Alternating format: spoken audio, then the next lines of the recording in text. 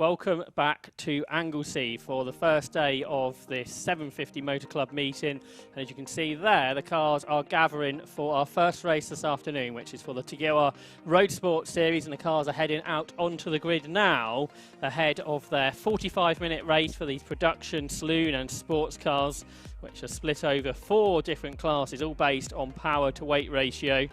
On the third row, we have Ryan Parkin in his diesel Audi TT, and alongside Colin Gillespie in his Seat Cupra. Shortly going to get the 45-minute race underway. You can see the cars there starting to form up in 2x2 fashion. We've got some very different types of car there on the front row of the grid, with the Golf GTI of Rob Baker, and then Alec Livesley's Ginetta G20 with the Z-Tech engine, a much lighter car.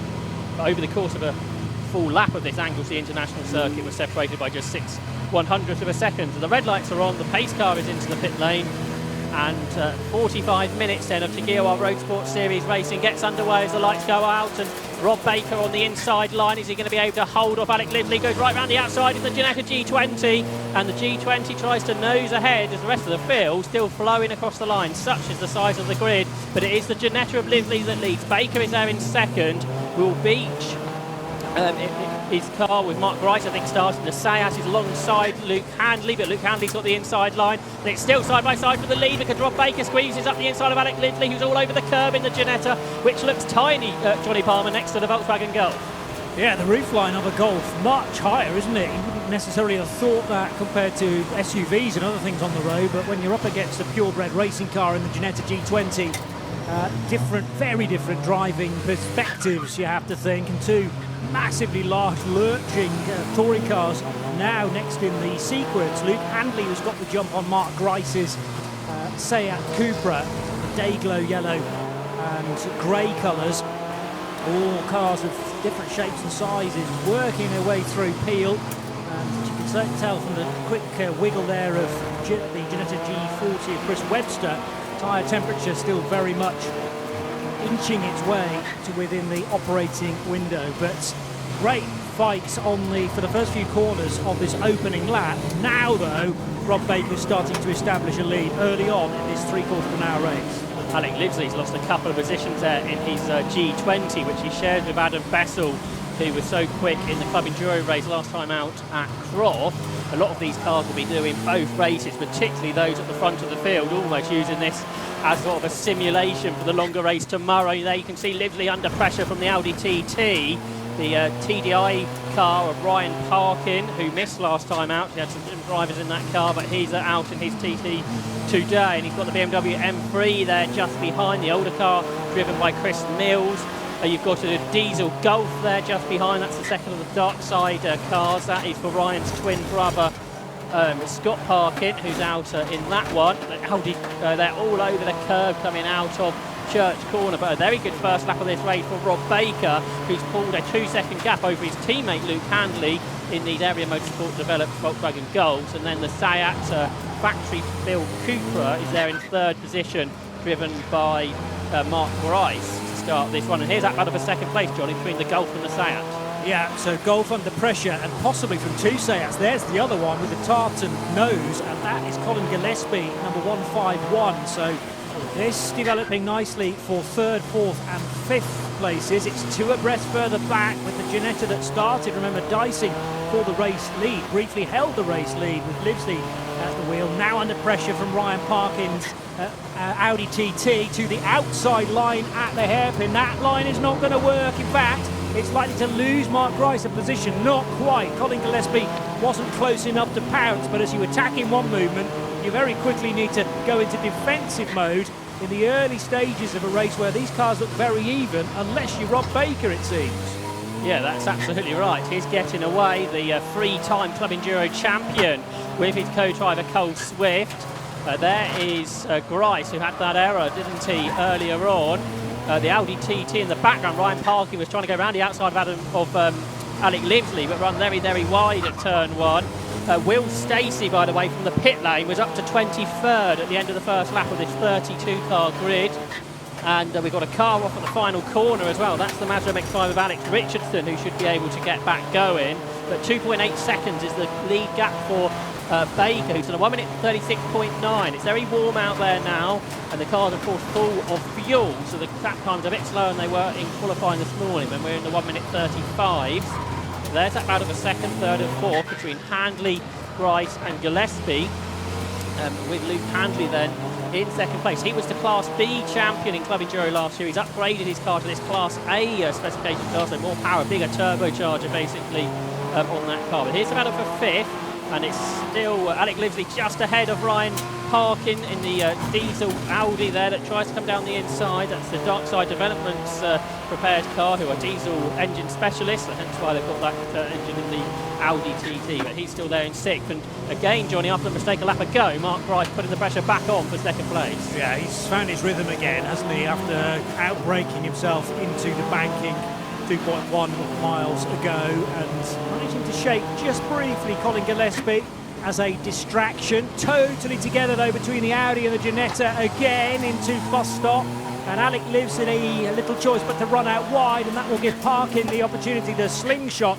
out of bus stop into turn one for the TT to slot ahead. I think just about get the position. Meanwhile, the Golf versus the Seat still very much in the reckoning. Yeah, Mark Bryce was all over the back of Luke Handley as they went into the banking, couldn't get through. Now they're through Church Corner. So you've got the Area Motorsport Golf ahead of the Capture Motorsport Seat. They're pretty evenly paced as they accelerate uphill and towards the Rocket Corner. Is the Seat going to be able to challenge?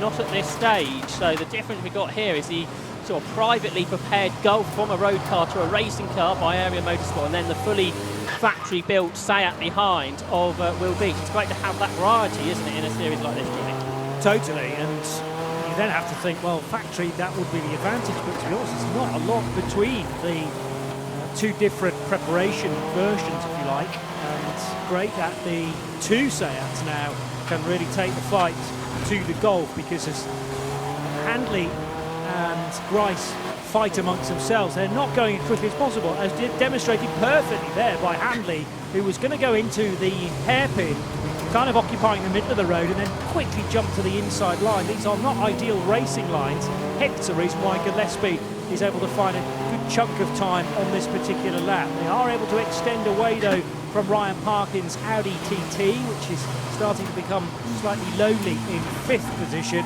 Ginetta tucked in behind as well, as they're the three, second, third and fourth, through Shot and through turn number one, still in the same order. Behind all this, Will Stacey in the Lotus Elise that comes across the line now has set the fastest lap of the race, a 1 minute 35.3. He's about 2 seconds quicker than the race leaders, is Will Stacey in that Rob Boston Racing run Lotus Elise that's out up into 11th position that started from the pit lane. So car number 49, which was a late entry into this race. Will only got here at lunchtime. There he is. He had to do his laps to qualify for this race out of session, but he is absolutely flying in the Lotus there, Johnny. It's about a second place carries on as well. Yeah, that was Grice trying to nibble up the inside into Rocket to get ahead of Luke Handley. Wasn't going to work there, and the more that Grice attacks, the more that Colin Gillespie thinks, well, you go one side, I'll go the other, and potentially take both of you at the same time. Colin Gillespie needing to be a little bit cautious though. There are two names on that car, but he's doing the solo drive this weekend. There is a longer race to come tomorrow though, where that may change, but there's only one name alongside the 151 Seat, at least in my programme. Yeah, he'll be joined by Expedition GT driver Phil Dryborough tomorrow. Cool, okay. But Colin Gillespie goes solo in the car he owns during the shorter race, the Roadsports Series. Now, the second place has Mark Bryce got alongside Luke Handley here to take second position into the final corner. He brakes late and slices up the inside. All these front-wheel drive cars at the front as he slide a little bit too wide. Not too bad, so he's up into second place now, is Mark Bryce. But he knows he needs to get on with it because he was the winner at Croft. He's got the biggest success penalty of all in this front group. He's now 7 seconds behind the race leader, though, Rob Baker, who's really made the most, Johnny, of having that good start and getting away from the pack. Yeah, indeed. And it's often where you can make hay early on in these races that can pay dividends much further down the line. 45 minutes will be easily the longest race we've had all day, but there's a 2-hour race to come tomorrow as Lotus still making great ground in the hands of Will Stacey. The Elise S2 running in, well, probably better than 10th now, up to at least 9th, John. And he's going 3 seconds quicker than the race leaders now, despite being in traffic. He hasn't got the straight line speed, as you can see here, against Warren Allen's Porsche Cayman, but it's so much lighter is this Lotus Elise. It's very well developed as well, and he just drives, well, perhaps a bit wide, but clean round the outside of Warren Allen there does Will Stacey, the former Lotus Elise trophy champion, a Mazda MX-5 racer who's been racing this car that continued to be developed over the last couple of years. He doesn't need to turn up until lunchtime, Johnny. He might well have a chance of winning this race. Yeah, it's an interesting approach to a weekend. I'm not sure necessarily that it's all down to, you know, confidence as such. There were underlying circumstances which meant that he wasn't able to take part in qualifying. There's always an argument, I suppose, ahead of a long race, how much does qualifying actually matter? But I do think still pays to be out of trouble at the start of a race, particularly how busy things got for the first couple of laps. The car he's catching now is the Class B leader, Scott Parkin, and Scott was the class winner last time out at Croft as well. So that's another car with a quite a large success penalty. Class C, by the way, is being led by the Porsche 944 of the McHugh, with Jamie McHugh starting that one. So we'll try and keep an eye on the class battles as well as the Class A cars up front, which sees Rob Baker with a 7.3 second lead after 6 laps. Will Stacey wanted to get up the inside of Scott Parkin's VW Golf into turn 1, but then had to get out of the throttle to avoid contact. And how about this for a fight now between Colin Gillespie in the second of the Seat Cupras and Ryan Parkin in his TT. So the TT, quite a slippery machine compared to the more boxy shape of the Seat Cupra. Scottish sole tyre on the B pillar for Colin Gillespie, and for tomorrow Phil Drybrough. This is going to be a busy car, and needing to change pilots partway through tomorrow's event, due to start just after 2:30 in the afternoon. Ryan Parkin's Audi TT has looked very racy from the off, in fact, and could yet be staring at a top 4 finish. Mark Grice is able to head away from Luke Handley on this run down Tom Price straight. The little Ginetta's not giving up though, in fairness. Alec Livesley going to be handing that car over later on in the piece to Adam Bessel, and it is still there in 6th position. Will Stacey has got the car in 7th place now. Chris Mills is able to take that tighter line, but hasn't got the straight line speed, and that's what makes this really interesting. The Club Enduro race we had at Croft last month, there was a great 6-car battle for about half an hour of the race, nose to tail change in positions.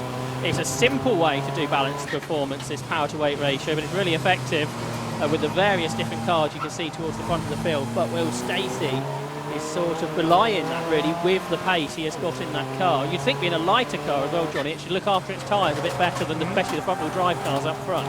Agreed, and he's very decisive when he's overtakes as well. I mean, clearly he's in a quicker car than 8th place would show, and he's now got up to 7th because wasted no time at all approaching Christopher Mills' BMW E36 and was able to pick off that touring car into 7th place on the exit of turn 1, Josh. This is about a third within Class C between Sam McKee and his BMW and Ben McCauley in his Lotus Elise. Ben, who's a paramedic from West Sussex, chasing after Sam McKee, who drives his BMW to all of the events he races at, and he's still there just ahead of McCauley, and that is battle for 3rd within Class C. It's still, though, Jamie McHugh who leads the class with David Lawrence in his Honda Civic in 2nd. This is the battle for 3rd place through the banking, with the BMW ahead of the Lotus Elise. So whether it's the top class or some of the lower powered classes, you still get this great variety between different types of car that can battle away. And we're only 2 minutes away now from the pit window opening, so quickly this first third of the race has gone. And 60 seconds is the minimum stationary time when we come to our pit window, and with, of course, those extra either success penalties or the sequential gearbox penalties that we have. Across the line, I noticed that Ryan Parkin has got himself into 4th position and up ahead of Colin Gillespie, and right behind him is Alex Livesley, but they're all being caught by Will Stacey, so perhaps that'll be a good battle to look at in a few moments' time. But for now, we can enjoy this battle for what is 21st overall, but more importantly, for a class podium position. So Sam McKee, Ben McCauley, I guess you call that a Mac attack, as they really get stuck in to one another for 3rd position in category C. led by a Porsche 944 of the McHughes. And who did we put in to start with? Jamie McHugh to start, Thomas to take over at some point in the next 16 minutes. Running a touch wide there was Parkin in his Audi TT, so that shows you that a bit of pressure. Well, has he got ahead of Colin Gillespie? He certainly was ahead at the start of this lap, and the Audi is now in front to split the two Seat Cupras. Sideways there for Alec Livesley in the Ginetta G20, and now Will Stacey is with him and alongside as they come down towards Siemens. Around the outside goes Stacey. I would imagine the Lotus and the Ginetta have got quite similar characteristics, but Stacey's gone around the outside regardless, and Ryan Parkin's fallen behind Gillespie now, and Stacey, is he going to thread the needle between the middle there? It's off the road, it's gone Luke Handley with a failure of some description, do you reckon there, Johnny? Front right's gone big time. Is that just a... No, I think the wheels almost tried to part company with the car. I wonder whether there was a bit of debris across the road. There was certainly some smoke just off frame, and certainly the Lotus has run through that. Now, how sharp are those shards that Will Stacey has potentially picked up in his tyres? It all happened in and around where Ryan Parkin was, and Colin Gillespie as well. Got 30 minutes to go still in this race. If they've run over some errant debris there, that could really bite later on in this mini Enduro. In all of that, Stacey got through the middle, didn't he, of those two cars? He was into third overall now. So he's got the same pit stop penalty as the leader, and he's currently 14 seconds behind. It's Stacey in third place, but we have yellow flags for that incident, but it's obviously quite a big failure, whatever it was, in there for Luke Handley in his Volkswagen Golf. So there is Stacey in third. Is Ryan Parkin still fourth? Yes, he is. And we're well into the back marker traffic now for the less powerful cars. They'll be slicing their way through, particularly through this part of the circuit, Johnny. It's quite tight, so you have to be quite decisive if you're going to get past the slower machines. Yeah, otherwise just bide your time, but that's the last thing you want if you've got somebody on the same lap, in the same class, desperate to try and get by. The Ginetta tries it on the run into Siemens corner, and can the Ginetta get it stopped in time to turn left in the hands of Alec Livesley? I think so, but they were heading into a yellow flag zone there, so Alec couldn't afford to waste too much time in getting the overtake completed before they were into the caution area. Now just keeping an eye out for that braking area into the banking as to whether there's any more debris around. It was a strange failure. There was a bang out of shot, and then all of a sudden the Golf off on the grass, but the tyres still seem to be inflated, so front right wheel detaching, maybe after a hub or brake failure perhaps. It's a strange one, 15 minutes into a race. Yeah, absolutely right. Class B we haven't mentioned for a little while, that's Scott Parkin, who leads in his Diesel Golf, and he leads that class by about 15 seconds already over Liam Crilly, who's second in the BMW Z4, and James Birch is third within class in his Vauxhall Corsa. In all of that is Josh Lawton, the other driver who started from the pit lane. He's up into 11th overall now in his Honda Civic. But here is Stacey then. He's now only 10 seconds behind the race leader. On that last lap, he was a couple of seconds quicker than Mark Grice, and a much slower lap from Baker, presumably in traffic, which caused that. But Stacey here then dives down the inside of Rory Melia in his Mini Cooper, the ex-Formula V racer, who is out there. Stacey's got the lap on him now, and he turns his way through. I think the pit stop cycle is beginning as Josh Lawton makes his way down the pit road in his Honda Civic, and that's going to get pretty busy now with the pit window open for a further 12.5 minutes. There are various configurations of pit lane that can be used here at Anglesey, but I'm assuming it's the quick dive left just before bus stop and in to the pit lane, which runs parallel with the start-finish straight. Josh Lawton's actually gone into the garage in his Civic, so that's obviously more than just a pit stop, that's a problem. And that is presumably going to be a retirement from the race. A change for second place. Stacey's already through and ahead of Mark Grice as they come up across the line now out for camera shot. And Stacey then from the pit lane to second in about 18 minutes or so. And he is now 9.6 seconds behind the race leader. So it feels, Johnny, like this is going in one direction. Yeah, 134.9. Compare that to, that's a best lap for Will.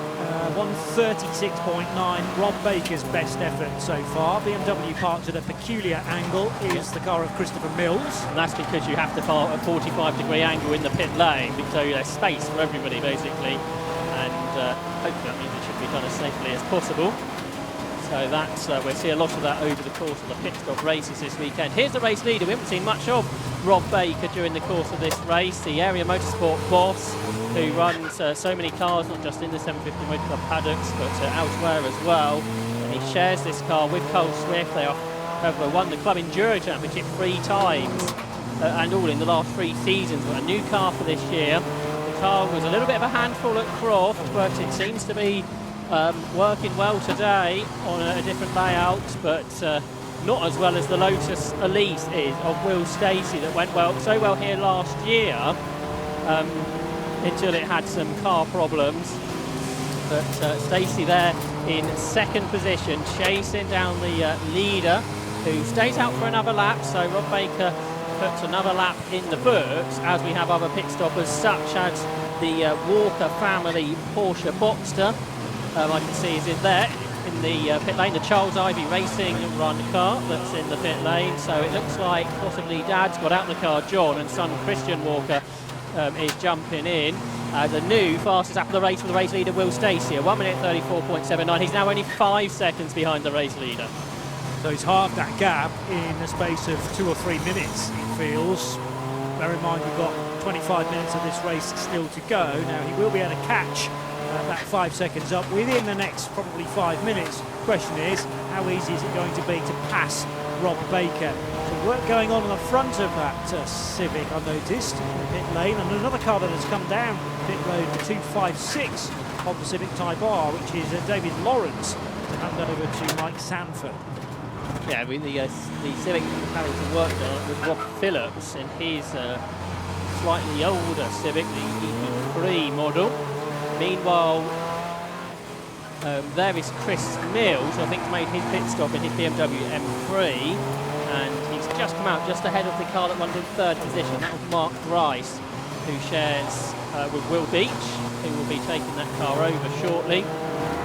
As for the car behind them, that's the Michael Downey Porsche Boxster. That's a Class B car, class that's still being led by Scott Parkin from Liam Quilly and James Birch. Class C still being led by the 944 of the McHughes. And we have got one Class D car out this weekend, which is Morgan Cleesby, and he's out there in his Toyota MR2.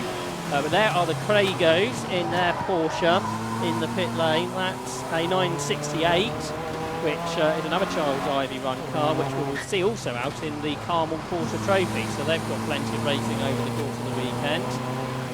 And their driver change is ongoing, with Alvaro Crago getting out, and Dan will get into the car, as he has done so already, I think. That was interesting. On the back of that 968, there was both drivers listed, Crago and Crago, and underneath it said JP.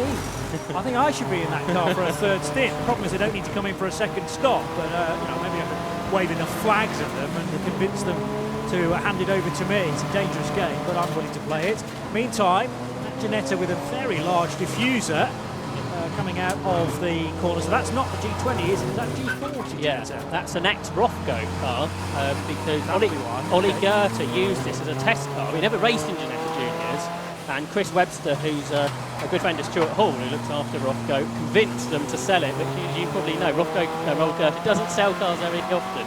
I think Chris Stein told him you don't want a Ginetta G40 in your collection, and he's put a big 2.5 litre Duratec engine in it, and you say lots of downforce which you wouldn't see on a Ginetta Junior, for example. Is this the leaders together? Has Rob Baker been caught by Will Stacey?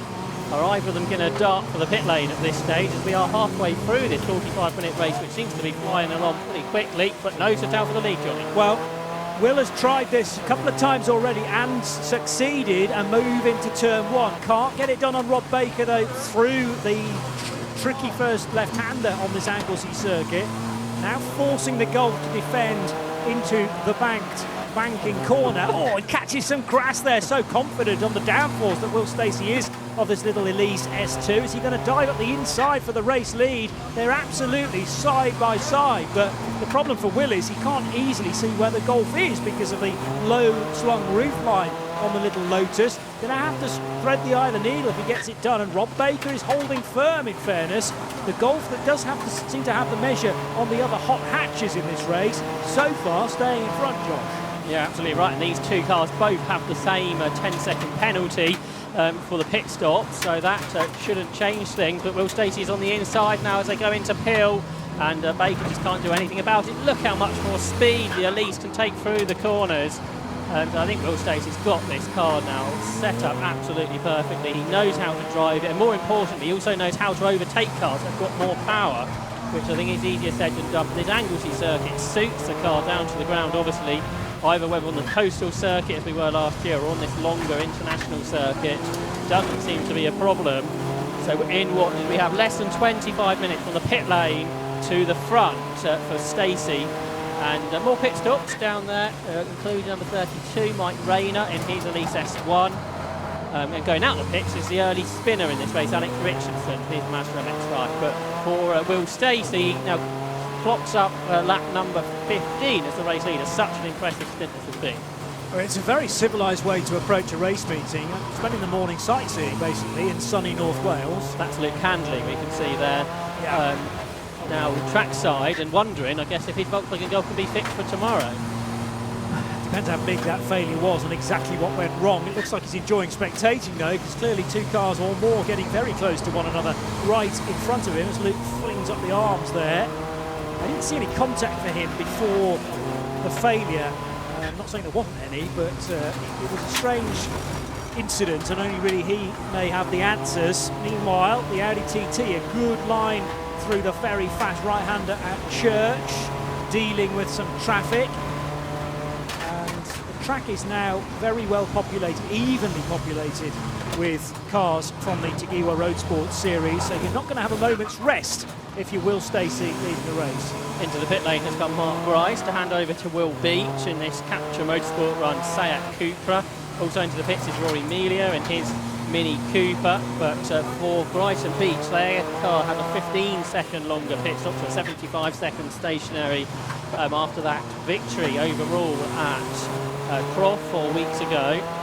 But there is Melia, good to see him out there, the 33-year-old from Lancashire, who's raced in Formula V and 750 Formula in the past, and he drives this 2007 Mini Cooper with a 1.6-litre turbocharged engine. And he's just taken on a bit of refreshments, drink there during the course of the pit stop, because we've heard, Johnny, in races with open top cars how hot drivers are getting. In these closed cockpit cars, particularly in the pit stops, it must be getting very warm indeed. When you go out to walk around the paddock, it's quite breezy, but obviously you're not going to get any of that in the closed cars. And if you're tucked in behind a hot race car, all of that hot air is basically being blown in your direction. Also, in a lot of these cars, the engine sits forward of the driver, so heat from that is going to be dissipating into the cockpit. Sure, not particularly pleasant driving conditions. Whoa, well sideways there for the Honda Civic that earlier came into the pits. That's Mike Sanford, I reckon now, who took charge of the 256 Civic Type R from David Lawrence during their stop. We're now only 3 minutes, just less than, away from the pit window closing. You only have to be in the pit lane, though, when 15 minutes remain in the race. I think that's right. You can do your pit stop outside of the time, as long as you're in before the cut-off point. There's, I think, now Adam Bessel at the wheel of the Ginetta G20. Alec Livesey has brought that one in. Bessel has rejoined. I think they may have lost a little bit of time during the course of the pit stops. Once everyone has concluded their pit stop and we've got them back round, we'll have a better idea of the running order. But that driver change has happened, and we've got quite a few still to go in the next lap or so. There's that Honda Civic that we saw in the pit lane, fractured up some damage for Rob Phillips. He continues on his way. Good to see the car, I think, that started a bit late in the race, the Browse BMW M3 GTR that had problems after qualifying. That's the 2 car. Luke Browse started it. Paul Browse may well be at the wheel now, but yeah, that car's only done 3 laps actually, so into the race a bit late, but a good test session run now for that car before tomorrow's Club Enduro race. Yeah, that was slightly confusing me when the BMW, the white one, came in at a 45-degree angle, and that was the point where the Treble 2 started its race. Right, we're very nearly at the end of the pit window. Let's get an update from the pits with Andy McEwen.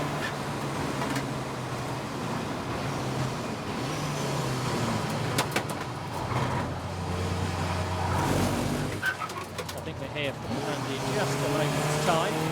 Just grabbing a driver out of one of the garages, and we'll be able to catch up I think Will Stacey has brought the lead in Lotus Elise into the pit lane. So that means Rob Baker has gone around for another lap, which that is, no, he's in, isn't he? So his pit lane box is further along than the start finish line, where I think what Will Stacey is before the finish line, just to confuse matters.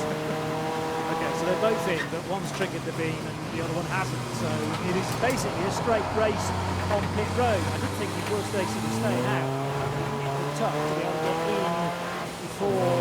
Still the Lotus out on track. Yeah, so perhaps he did come in a lap before, so right first time. Okay. But who's going to lead? Because Cole Swift is next in the pit lane, pretty much side by side with the Lotus Elise, Johnny. Yeah, and it's very close indeed. Looking out of the window at the moment, they disappear briefly from my sight. The Lotus is marginally ahead, but brand new driver into the Golf, just getting used to current road conditions. Carl Swift then staying with the Elise S2 for the time being. I think there's only going to be one winner here ultimately though, as long as the Lotus reliability is pretty good. That Golf, like a rocket, heading into rocket funny enough, but I don't think he's going to be able to hold back our still race leader, that's a metallic blue Lotus. That update that I promised you from Andy, here it is now. Yeah, thanks very much, guys. Down in the pit lane, where things are getting a little bit quieter now as we approach the end of the pit window. Catching up now with Alex Livesley, who's in one of the more interesting cars on the grid, the Ginetta G20. Not a standard G20, must be said. Can you talk us through a bit of the history of the car and what's been changed on it? It started off as a Ginetta Junior, the 1.4 litre engine. Now 2 litre, sequential gearbox, lots of aero, sound. So yeah, it's getting there. So our second bit now. It's showing quite good at the moment. I think we've got the opposite problem to the TCRs. Our tyres take a while to come in, and the TCRs are quicker straight away. It should be the perfect car, really, though, for this circuit, because it's lightweight, but it's got the downforce and nippy enough down the straights too. Yeah, it's not bad. It's pretty good. It's pretty good. So it's yeah, hopefully Adam can bring it up in a fairly good position. Yeah, how are things looking for you out there then? Were you satisfied with your stint? Yeah, I'm quite satisfied. So we lost 2 places at the start with cold tyres. Just took a while for him to come back in, really. So yeah, I'm quite happy now. You've had a bit of time to cool off now as well. The first thing you said to me when you got out of the car is it's hot out there. It is hot. It is really hot. We've put some cooling in the car, but it's still hot. Tomorrow with a 2-hour race, it's going to be really hot. So, yeah, that's a good point. This is good training for that anyway, isn't it? exactly. Yeah, exactly. So rather than testing, we thought we'd just enter this event and see how we go. There's nothing more than competitions there to bring out the best of this. Absolutely. Well, thanks for having me, chat, Alex. Best of luck for the rest of the week. Thank you. Thanks, Andy. Good to hear there from Alex Livesley, who's handed over that Ginetta G20 to Adam Bessel. I think that car may have lost a little bit of time in the pit stop. Probably not the easiest car to get in and out of compared to some of the touring cars that have a little bit more space. We're just looking here at car number 70, which is the BMW 330 of John Maddock Jones, who is backing away there with the Prego 968, was that, I think? Yeah. Club Sport, entirely accurate. So 135 rather than 35 that it says on its doors. But beautifully turned out machine in all sorts of different shapes and sizes, including that Mini on the high side, which is the 114 car of George Whitehouse, currently 27th position. The leader slowing, Johnny. We said this car hasn't had 100% reliability, and Will Stacey is parking the car basically opposite us. You can see that on the camera now as he crossed the line. He loses the lead to Cole Swift. But more importantly, Johnny, this car that had a few issues has seemingly got another. I did mention that word reliability and sort of bit my tongue as soon as I'd said it, because that may well be a perfect example of commentator's curse. We knew the difficulties that prevented Will Stacey from taking part in qualifying this morning, and a great spot from you, Josh. See it crawling out of the bus stop corner, final left-hander on this circuit, and unfortunately, well, I suppose the benefit of stopping there is a very short walk back to the paddock, but it was all change and sharping. Safety car lights are on standby at this stage, because the problem is Will Stacey can't jump over the pit wall, because that's a huge pit wall, isn't it? So safety car boards are already being shown. So I'm afraid what has been a pretty good 35 minutes or so of racing to begin things. Now we are going to get a safety car right towards the end. The order was seeing Cole Swift leading by about 12 seconds, and that's going to disappear. Ryan Parkins' Audi TT is going to end up in second position. Will Beach is there in third, his Cupra. A similar car, Colin Gillespie, is fourth. Chris Mills has made it up into what will be fifth position in the BMW M3. Then the Class B leader is there in sixth position. Scott Parkin in his TDI Golf. Warren Allen is there in seventh. Eighth is Robert Andrade. Ninth is the Class B second place car, Liam Frilly. Then third will be Class B and tenth overall will be James Birch. Within Class C, it's now Ben McCauley. He goes to the lead. We talked about him about fourth position in that first half of the race, but he's taken the lead in Class C. Got himself up ahead of early leader, the McHugh Porsche 944, now the wheel at top. And then in third position within Class C is Sam McKee in his BMW 330. But this safety car period will tighten up some of those battles potentially. But what it also is going to mean is there's going to be very little of the race to go once this safety car period is complete. It's going to be a temptation here to maybe take on an overtake that you wouldn't have even considered at the start of the race when the cars were as close as this. But you know there's going to be less than 10 minutes to go when we do restart. What will be in Ryan Harkin's mind, perhaps? What will be in Colin Gillespie's mind? He's had a quick car all race long. There are also going to be bits of traffic kind of in the wrong places, and to my knowledge there won't be any sort of reordering or wave buying or anything like that, so it's not going to bunch up the cars that are on the lead lap. They'll just be left where they are. So at least if you are Carl Swift, you've got cars immediately behind you, not on your lap. Quite a lot between he and Ryan Parkin. Ryan Parkin, he has the Sayat of Mark Rees and Will Beach now, isn't it? Look immediately behind it. One car you may have noticed, I did mention in the top 10, was that Genetic G20. Adam Bessel was dropped all the way down to 15th position, so that really was a much longer pit stop that Alex didn't really make reference to in that interview, did he? That's perhaps a longer potential than it should have done. That car is well out of potential. There is the race leader. On the road, of course, that car won Roadsports, the Cole Bacon Golf. It was penalised for exceeding that limit. That's hopefully not going to be a problem for them today. And Cole Swift, they lead the way then. Just under 9 minutes to go on the clock. The rescue team are heading towards Will Stacey. And hopefully, thanks to the to get that car back on the flatbed. For Will Stacey, his concern here will be what the problem with the car is, and whether that can be fixed for tomorrow's Club Enduro race, because he was the winner at Croft 4 weeks ago. And that is a problem that needs to be sorted. Interestingly, he didn't come into the pit lane, so was that problem immediate as he turned into the last corner, didn't have time to get into the pit lane, and he stopped it very quickly. So I wonder, because tomorrow is the main day for him, whether he thought, okay, let's turn the car off, make sure we don't do any more damage. But if there's any smoke or anything like that, that's all in the past in that car. We can see perhaps Andy might be able to maybe we'll see Will Stacey and the team get some news. Do we know the nature of the problem that kept him from qualifying this morning? I think it was because he wasn't here. I think that is genuine. It wasn't a car issue. From what I understand, he was arriving at lunchtime. Used it to be like we heard from Alex earlier on. It's like saying North Wales. Probably not. But I mean, it just shows that that car is good enough to outpace the majority of the in the field. How long was the race that he won at Croft? That was 2 hours. The second half of the race, the temperature was on red and the car just didn't break down. Whereas on like this race, I suspect if the temperature went off to that bit, he would just turn it off, like potentially what's happened here. Where in the Club Enduro race, where he's trying to win it, it's carried on and hopes it doesn't blow up.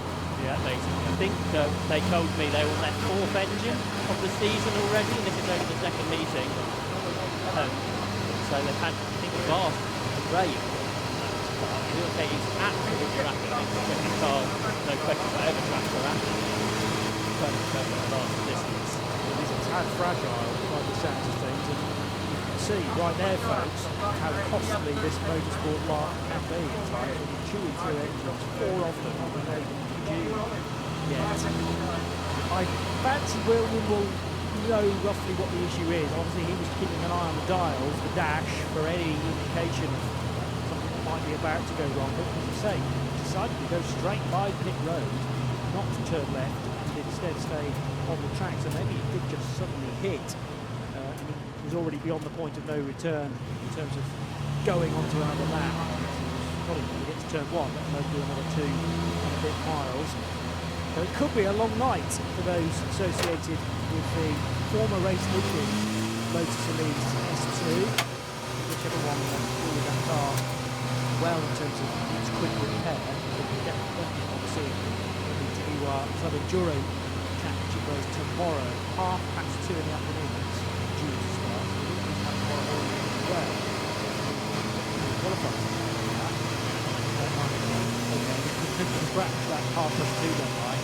Or perhaps that as long as they get it out, because we see that you don't take to brilliant up with these up 2 hours. So put it back in the field if the car keeps going. And the other question is whether you mentioned that the Elise doesn't like the rain as the front drive car. So that will be another question. The car's back in the paddock though, so I'm sure we'll be able to go green flag racing again this lap. Probably with enough time for 3 laps of racing, I would think. And Cole Swift, I'm sure, will be pushing on immediately with all those cars behind. So they're going back to the second position for the council, as well as the class battles, of course. Just to remind you, Class B, it's the Parkin who leads over Liam Pretty and James Burke.